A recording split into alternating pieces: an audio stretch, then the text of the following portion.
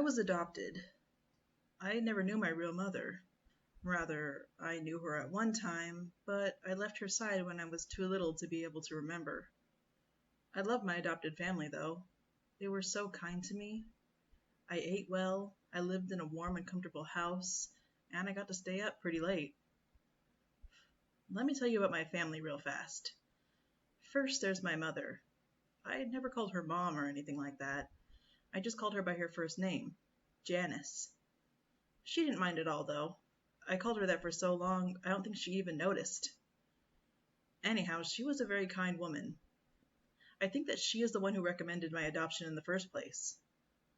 Sometimes I would lay my head against her in front of the television, and she would tickle my back with her nails. She is one of those Hollywood mothers. Second, there's Dad. His real name was Richard, but he never really liked me much, so I began to refer to him as Dad in a desperate attempt to gain his affection. It didn't work. I think that no matter what I called him, he would never love me as much as his own child. That's understandable, so I really didn't press the matter. The most notable attribute of Dad was his unmoving sternness. He was not afraid to pop his children when they did something wrong. I found that out before I could use the restroom properly. He didn't hesitate to spank me. Well, I'm in line, and it's because of his methods. Lastly is my sister.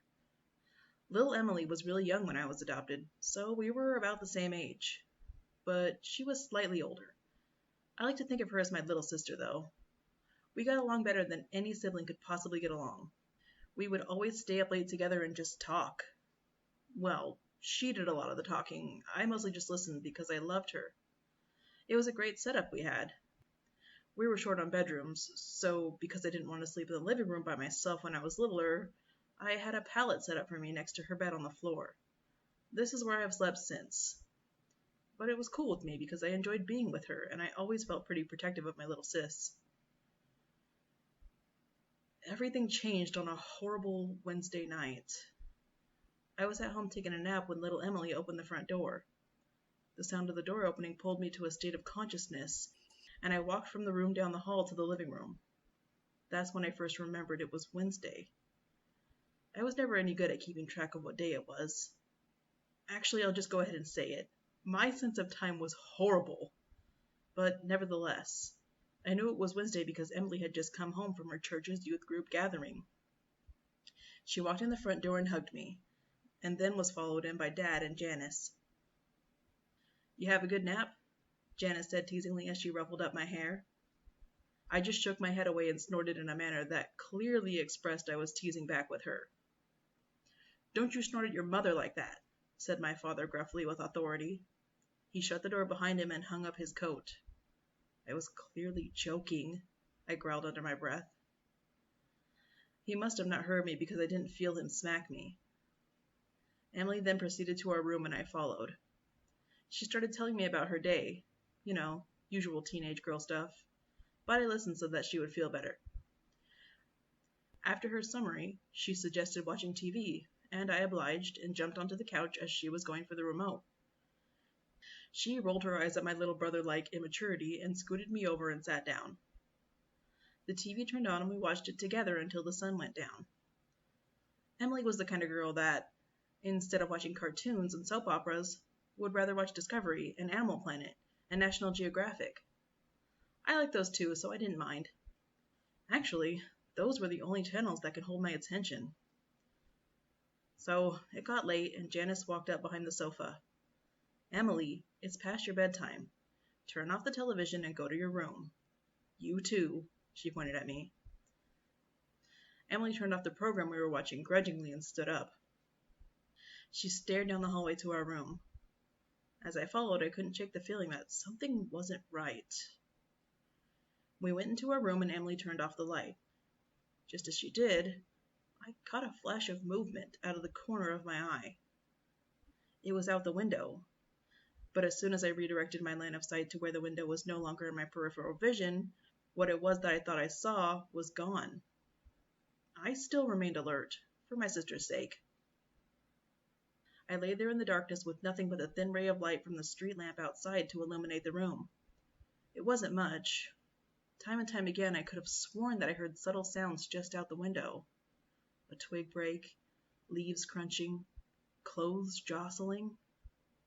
And all the while I could smell a faint stench of sweat and blood. I kept my eyes open most of the night. The sounds outside subsided and the smell left my nose. I began to feel at ease. My eyelids closed. Not long after that, I heard a very loud crash on the other side of the house. I was up in an instant. "There's someone in the house," I barked with extreme adrenaline coursing through me. "Wake up," I shrilly pleaded with Emily. She did, and as soon as I saw her sit up, I ran to my parents' room. Dad was dead. His neck was splayed open and gaping as blood spilled out of it, off the bed and onto the floor.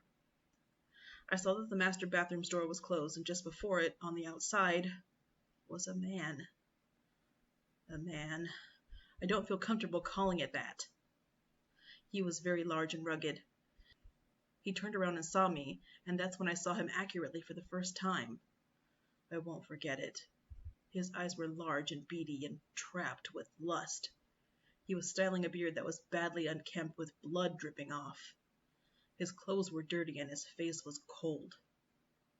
Just then I noticed the same horrid smell of sweat and blood from earlier, but this time it was overwhelming. He saw me and grinned with a set of crooked yellow teeth. That smile threw me off. I thought that I was going to die, but he turned back to the bathroom door completely unperturbed by my presence. I was terrified and didn't know what to do. I just yelled and cried. I watched as he shouldered through the door that was Mom's only protection. I watched as he raised the large razor that he was carrying, but had obviously neglected to use properly. I watched as he sliced her open and tore her to shreds. I then heard something. The last thing that I wanted to hear. It was Emily's scream coming from behind me. The large monstrosity looked up from my butchered mother and stared at my little sister. I was distraught. He stood up and quickly started walking towards us. My sis turned and ran, and I was at a loss when he bypassed me and went straight after her. Why was she still in the house? Had she not assessed the situation and run? Apparently not. And now she was dead, and I was alone. I ran after them both. I expected the man to kill her, as he had the rest of my family, but I was sadly mistaken.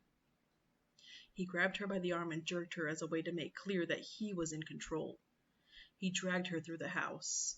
I was making all the noise I could now, hoping and praying that someone would come to my aid. He mustn't take her, not her. As he passed me, I backed against the wall and whimpered with terror. "Why?" He didn't respond except by putting his free hand on my head while Emily screamed in the other and saying, "Good boy." He gave another crooked grin and a very cold, unnatural laugh. I followed him to the door where he dragged my helpless sister after him.